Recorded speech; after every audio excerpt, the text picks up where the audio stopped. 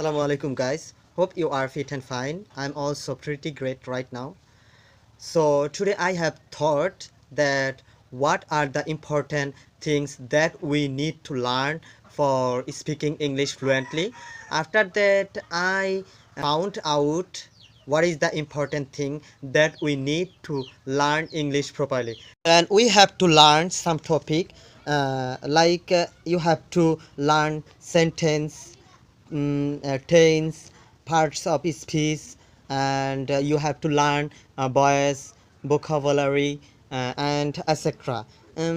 By learning this topic, you can speak English properly. As well as you have to practice all the time and every day. Without practice, we can't improve our side, that is English side. So if you learn like this, you can speak English properly.